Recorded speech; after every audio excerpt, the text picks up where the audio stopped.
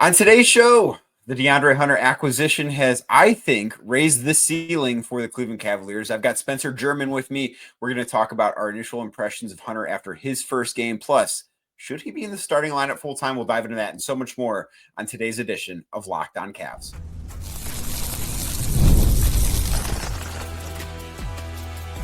You are Locked On Cavs, your daily Cleveland Cavaliers podcast. Part of the Locked On Podcast Network. Your team every day.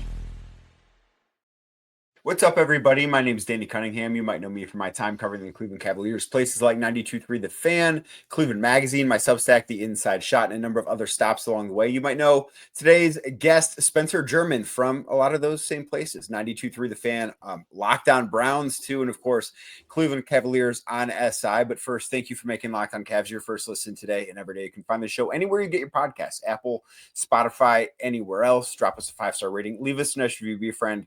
Tell a friend about Locked On Cavs. Make sure you're subscribed. Make sure a friend is subscribed as well. And if you're watching the show on YouTube, do me a favor, hit that thumbs up button for me, click subscribe, and hit that notification bell so you don't miss the latest Locked On Cavs content. Spencer, we saw DeAndre Hunter make his team debut on Monday night as the Cavs beat the Minnesota Timberwolves. At this point, as we record this, we've had about 24 hours to digest what we saw in that first appearance he had with the Cavs. I just kind of want to start with, what have you thought about, one, not only the Cavs going for this, but what did you think about what we saw from him the first time he donned wine and gold? Yeah, I'll start with the latter, which I thought for, playing sort of not minimal, but, a moderate amount of minutes, 22 minutes in his Cavaliers debut. I thought he was awesome. He gives you the 12 points, 3 of 4 from 3.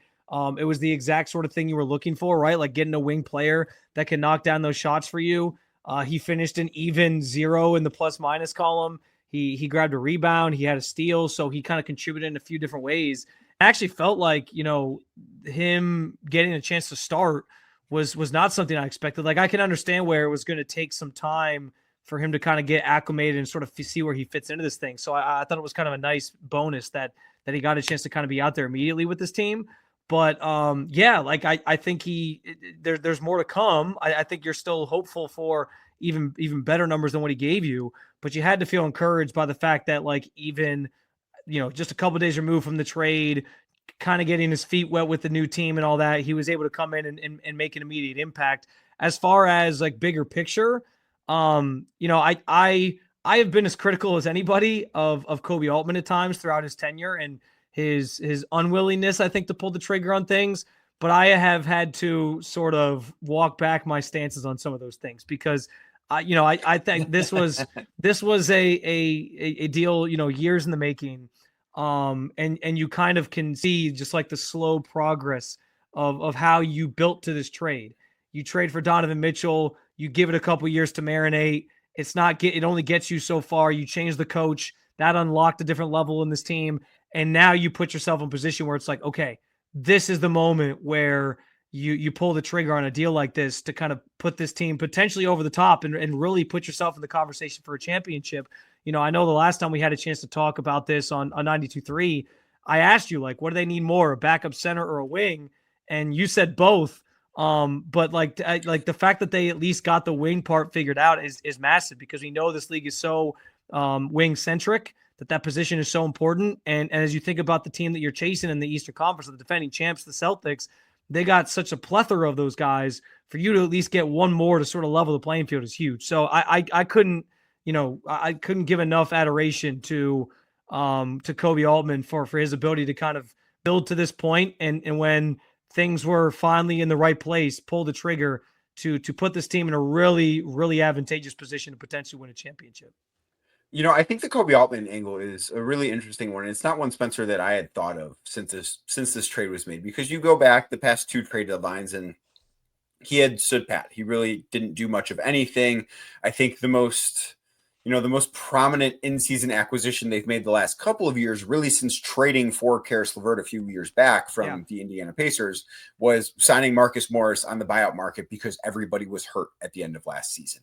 And a lot of, I think, criticism was given to Koby for not trying to improve those teams. And I understood that criticism. And then, I was certainly I don't know that critical is the right word. I didn't necessarily agree with him when he said that if you want to rewind back to the exit interview last year after JB Bickerstaff was relieved of his duties, and he talked about, he doesn't see a need to break up the core four. He didn't see a need to trade one of Donovan or Darius Garland. And of course, Donovan was contingent upon signing that contract extension he did. And then one of Jared Allen or Evan Mobley, which of course would have been Allen had they decided to move somebody, because you were not going to trade Evan Mobley at that point. No. But the fact that that has worked out as well as it has, I think Koby Altman deserves credit for seeing that through and sticking with that continuity, because that's a really difficult thing. And then also with this particular move, threading the needle of not only, at least in my opinion, it sounds like your opinion too, making the team better in acquiring Hunter, but also getting below that salary tax line, because that is a thing that I look at this as at some point, the Cavs may have to break up their core four because of financial implications. And I'm not talking next year. I'm not talking 2 years from now. Like, right. If they break up before then, it's not because of money. It's because of something else. But when we get like 4 years down the line, it could be like, this team is so expensive. They're in the repeater tax. It's just not financially tenable to do that. I don't know if that day is going to come, but it could. But getting under the tax line this year pushes that off at least 1, if not 2 years further down the road. I think that's a really big deal too. So I do think Koby Altman probably deserves more credit for this and really everything that he's done, because he looks like a genius with how good this team is. And that's not something that I necessarily think anybody expected if you go all the way back to July. Yeah, and the luxury tax part of this, I know you were on his press conference last week as well. He kind of alluded to the fact that wasn't like their goal going into the trade deadline. It just was kind of right. a part of an extra bonus, like a cherry on top of getting this deal done, was that they did get under the tax. So I thought that was kind of interesting, because we had heard so many different things about.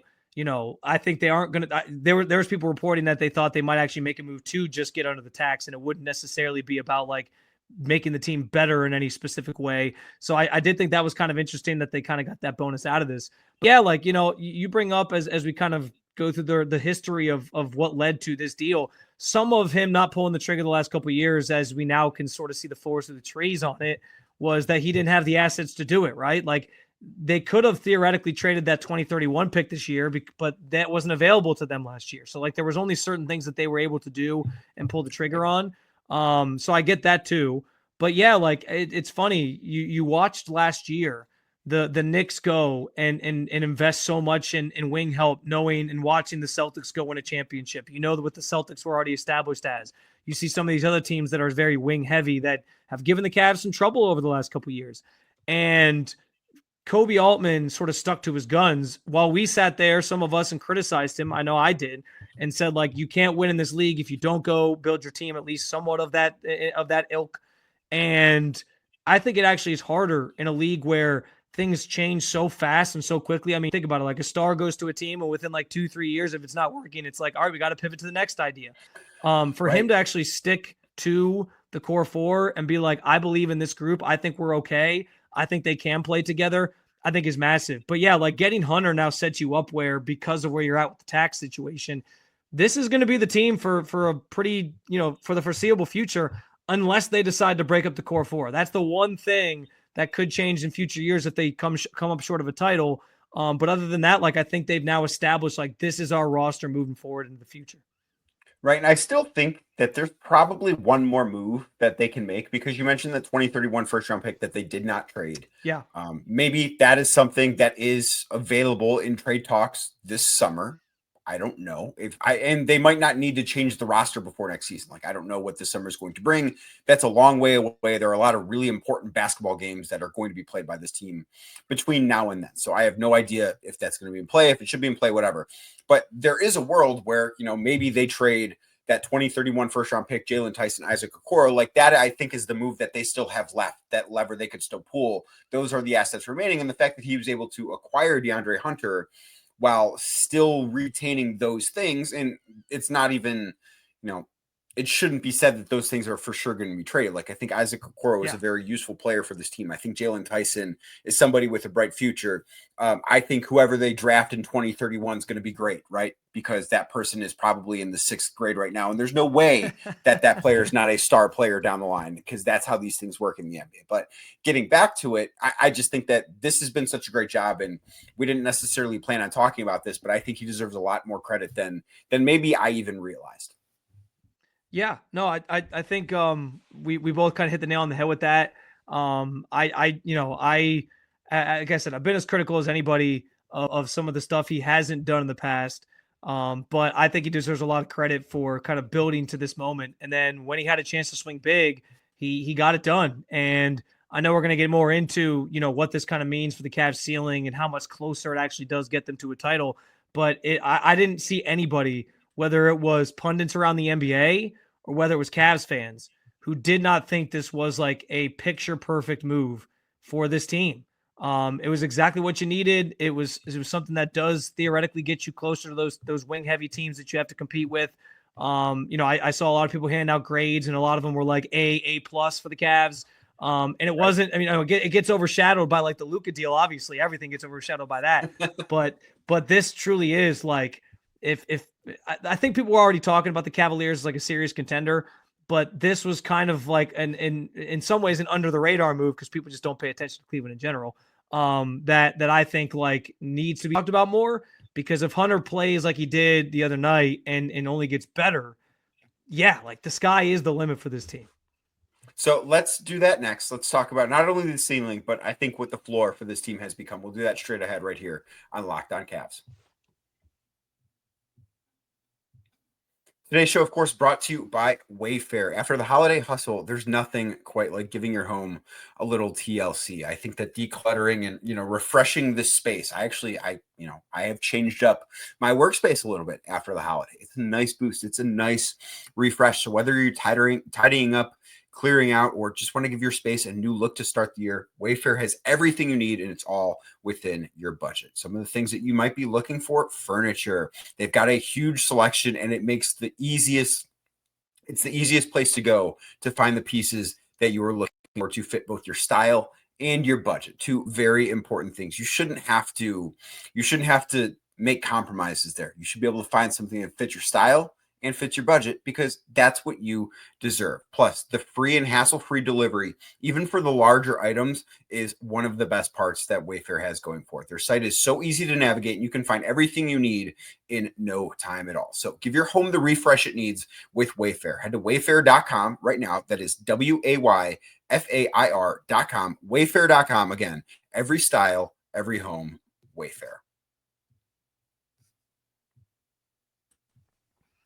Thank you again for making Locked On Cavs your first listen today and every day. Like I said earlier, you can find the show anywhere you get your podcasts: Apple, Spotify, anywhere else. Drop us a 5-star rating. Leave us a nice review. And make sure you are also subscribed to the Locked On Cavs daily newsletter. It's your one stop for ultimate team and league coverage delivered right to your inbox. Sign up for free now at LockedOnDaily.com.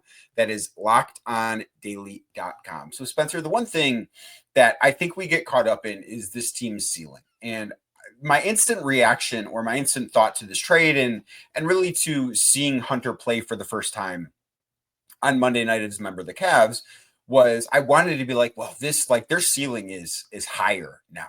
And I kind of caught myself, well, I believe they were a team capable of winning a championship before this. Now, I do think, and maybe this is where we could have the argument about the ceiling, like, I do think that they can get to another level of basketball with DeAndre Hunter. Like, they can become a better basketball team with him. And I do think that's what will happen. But ultimately, I don't know that I can sit here and say their ceiling has changed, because I thought before they made this trade, the Cavs could win the title in June. And after they make this trade, I think the Cavs can win the title in June. Like, that has not changed. So I don't know that I can say this boosts their ceiling, but I do feel like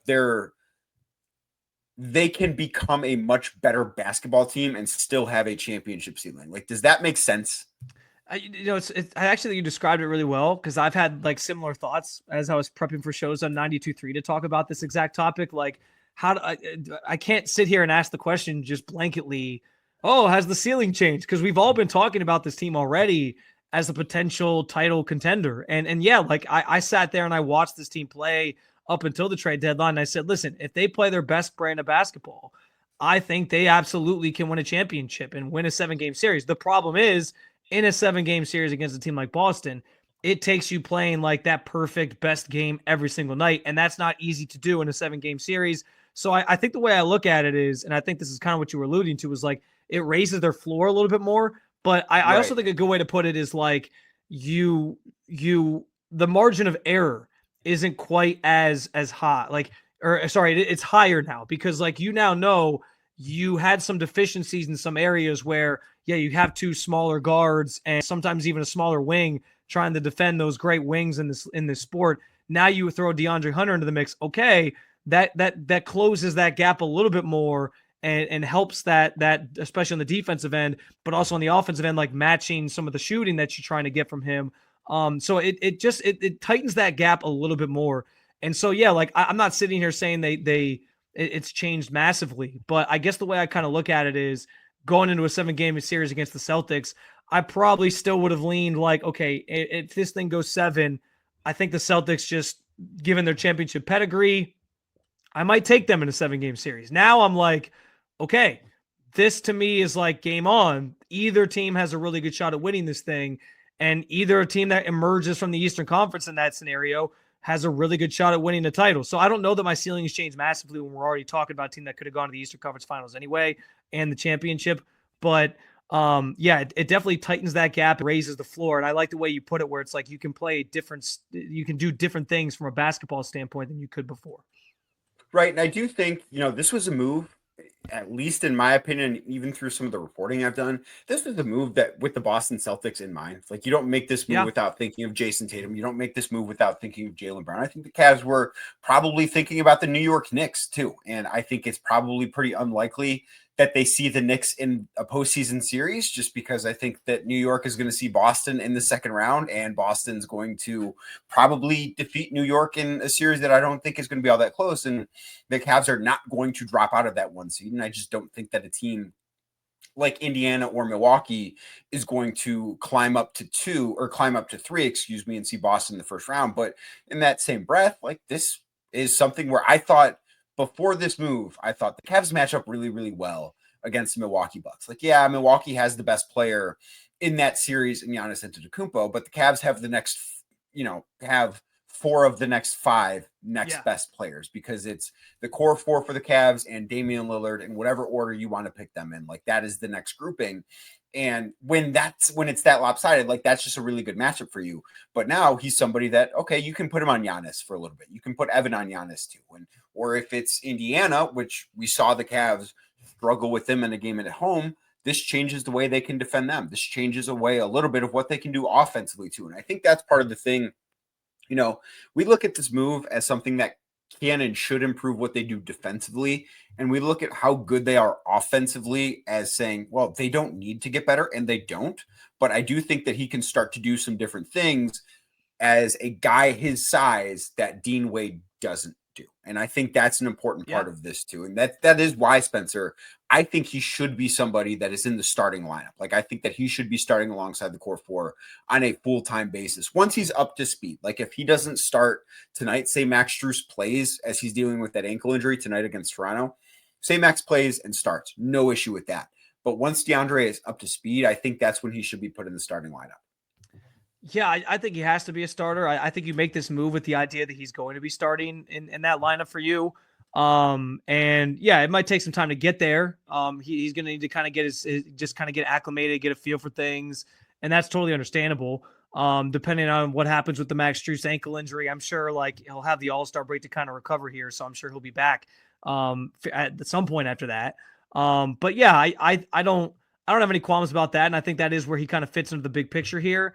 I also think it's, you bring up Dean Wade, and I think what's interesting about that is I don't know that I watched that Celtics game last week and went away from it like panicked about the team, but I think we did see in that game, like, yeah, this is why people still think the Celtics are the true team to beat in the East, because they just wear you down with how many wings they have. And it's like every time the Cavs got it close, they had somebody on the wing, they had one of their wings knock down a big shot. I think it was Derek White who came up big late in that game. So it's like, they're relentless in that way, which is why people compare them to like the 2016 Warriors, because it's just like every time you think you get back into it, they can just turn it back on again. And I think this does give the Cavs somebody to sort of match that. And so, yeah, like I walked away from that game the other night, not thinking like, well, they got to panic and make a move now, but that this team just was too dependent on Dean Wade at times as their most versatile wing on the roster to that point. And what does that say when your team like really is that dependent on like what, your 8th best player on the roster to be like a constant contributor for you offensively and defensively against these teams that are the top tier teams you're playing? So that was my mindset leaving that game, and understanding like if they can add somebody like Hunter, I think it helps you, because then you have a little bit more depth at that spot. You then have, Wade can be a bench guy who comes in and provides some relief, but isn't being asked to play starters minutes and do as much. And Hunter can kind of bear that workload. But I do think that's what it ultimately looks like. I think he's part of the starting lineup. I think he embraces that role, and I think he fits him perfectly. And I'm excited to see what that looks like as he continues to just get more and more comfortable with this team. I think he helps out a lot of people, both on the floor and off the floor, as we talk about this, as we start to learn more about DeAndre Hunter as a basketball player. But I think Kenny Atkinson is the guy that he actually might help out the most. I'll tell you why next, right here on Locked On Cavs.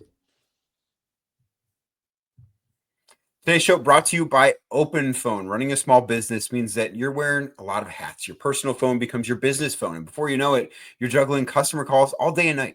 As your team grows, it becomes impossible to manage everything with just your personal number. That's where Open Phone comes in. It's the #1 business phone system designed to help you keep your work and personal life separate. For just $15 a month, the cost of a few coffees, you get complete transparency and visibility into everything happening with your business phone number. Open Phone works through an app on your phone or computer and integrates with tools like HubSpot and hundreds of others. Uses AI-powered call transcripts and summaries, so you'll have a rundown of your calls and action items the second that you hang up. And if you miss a call, no problem. Automated messages are sent directly to your customer, ensuring you never miss an opportunity to engage. So right now, Open Phone is offering 20% off your first 6 months when you go to openphone.com/lockedonnba. That's openphone.com, openphone.com/lockedonnba, LOCKEDONNBA for 20% off your first 6 months. Again, openphone.com/lockedonnba. And if you have existing numbers with another service, OpenPhone will port them over at no extra charge. Again, head on over to openphone.com/lockedonnba. Thank you again for making Locked On Cavs your first listen today and every day. If you're watching the show on YouTube, do me a favor, hit that thumbs up button for me, click subscribe, hit that notification bell so you don't miss the latest Locked On Cavs content. And Spencer, I think Kenny Atkinson is really helped out by this move, and for a couple of reasons, because I do think that any coach in the NBA, when you go from the regular season to the postseason, there are tough decisions that need to be made, right? Like typically the rotations shrink and you're going to play guys fewer minutes. You're going to play your starters longer minutes, which has been the opposite of what Kenny Atkinson has done this year, right? Like we've seen Donovan Mitchell play a career low. Darius Garland's playing a career low in minutes. Evan Mobley, like just down the list. And I think that this trade in some ways is a consolidation for the Cavs. And I think it makes some of those decisions that Kenny's going to have to make a little bit easier. Like for instance, I don't know that George Niang could have stayed on the floor in a postseason series, maybe in the first round. But after that, when you get to some of the better teams in the East, just think he was kind of going to get played off the floor. Well, now that's not something that needs to be figured out because they have somebody in DeAndre Hunter that can stay on the floor during those series. And I just think that he's the guy that is really, I don't want to say helped out the most, but I think it also gives him a lot of creative flexibility to play around with some of the different lineups that he can come up with. Yeah, I 100%. He's got so many tools in his toolbox with Hunter being added to the fold here, and he already had a lot. And I talked about this a little bit over with the Cleveland Cavaliers on SI. Like it felt like this team was deep, and Kenny had proven that they were a very deep team, but they weren't deep in like the most important area of having like one of those wing players like we talk about. And so having that now at your disposal, where Dean Wade, like we mentioned last segment, can be sort of like a backup wing for you, I think is massive. You now have two guys that you can kind of depend on there. But as the rotation gets shorter, like you improve that spot, that 3 spot massively with somebody like Hunter, who, like you said, won't get played off the floor in a series. I mean, how many times have we watched postseason series where, whether it's the Cavs or other teams, where like somebody just cannot stay on the floor, like a rotation that was working during the season or a lineup that was working during the season just cannot possibly be something that you utilize in a certain series because the matchups just don't work out. And this sport is so contingent on matchups and different teams kind of have different things to throw at you. So yeah, I think that's an understated point in all this is just the versatility and what this means for Kenny Atkinson, who's been able to get so much out of this roster already. I can't wait to see what he can do with Hunter as somebody who's probably added into the starting rotation as well. Is there a lineup that you're really looking forward to seeing? Because the one that I keep bringing up that and it's maybe more of an if than a when because Dean Wade can't seem to stay healthy. And I don't know what Isaac Okoro is going to look like with his shoulder injury as far as shooting goes, because if he's only shooting like 32% from three, I don't think he's going to be on the floor. If he's shooting 40% from three, the way he was before he got hurt, or I think he was at 48 before he got hurt from three, he was having an incredible season, then he's going to be in the rotation. And there's no doubt about that. But I think it's very contingent on that. But I would love to see what he looks like with those two guys, Evan Mobley, and then probably Donovan Mitchell, because Donovan has played so many of his minutes with Evan this year. I just kind of look at that lineup and say, how are teams going to score against the Cavs? And I think that's the best lineup for that. Or you could even go, hey, we're going to put him out there with Dean Wade, both guards, and then Evan Mobley or Jared Allen and see what happens. I actually am excited for Dean Wade getting healthy at some point. And having a lineup where you have both Wade and Hunter on the floor at the same time, like deploying both the wing players that are, your most like versatile at those positions specifically. I'm also curious to kind of see, and I guess I probably should have paid more attention to this on Monday night, but I'm kind of curious to see like how Kenny Atkinson sort of staggers, because we know he tends to leave Garland out there with Jarrett initially when they sort of sub guys out in the first quarter. And then He brings Mobley and Mitchell back in together. I'm kind of curious to see like what he does with that 3 spot. Like if he leaves Hunter out there with Garland and Jarrett, or if he pulls him with them and then brings him back out with Mobley and Mitchell. I don't want to confuse people with trying to recite all the names over and over again, but you get the idea. Yeah, so I'm kind of curious. Again, I'm just so fascinated to see the different ways, because I think we've gotten so used to seeing certain groups play together at this point in the season. At this point, like Kenny's tried a lot of kind of quirky things at times, but we've gotten a pretty good sense of like who he likes to kind of play together and different things he's tried. So now we get kind of this game of down the stretch after the All-Star break. It's going to be like us getting to sort of figure out like, oh, what are some of the new things he's going to throw out there? What are some of the new looks he's going to throw out there? And I actually think that's another bonus in all this is the Cavs are going to have some looks that teams haven't seen yet, because you have a new player entirely that's added to the fold here that teams haven't had to sort of game plan against when they played the Cavs at this point. So I'm excited for that as well. Right. And you brought up his plus minus from the Monday night too a little bit earlier. And I do think that's a stat that doesn't necessarily tell the story of how he played in that game, because obviously he was part of the great start where they were up 13-0 at the start of the game. In the first 6 minutes that he played in, they held the Wolves to no points in what was one of the worst quarters of offense that I've ever seen, where Minnesota scored 12 points. And then I look at the scores for games on Tuesday night, and the Chicago Bulls. Well, I know you watched the Browns this year, so those were some. They scored less points in a quarter too. Yes, but the Chicago Bulls in a game on Tuesday night against Detroit, they scored 11 points in the second quarter. So I'm like, well, I guess teams might have it worse. But I also think part of that is we'll look back at it and say, okay, well, he was on the floor for a few minutes, for 3 minutes, with Craig Porter Jr. basically playing small forward alongside him. And that group got outscored by 5 points. So of course that's going to reflect him, but I just don't think that tells the story. I think the Cavs tried a lot of different things on Monday night to see kind of how this guy ticks.